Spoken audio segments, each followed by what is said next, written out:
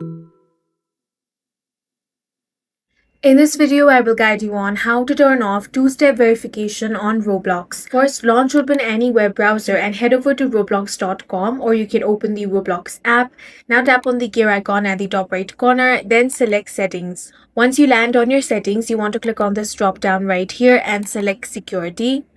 Now you will find the two-step verification option over here. Right now I have selected that to email. If you want to turn it off, you simply want to select the none option over here. Go ahead and select that.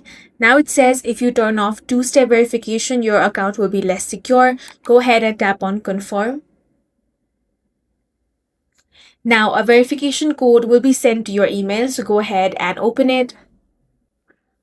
Copy the verification code and paste it here, then tap on verify.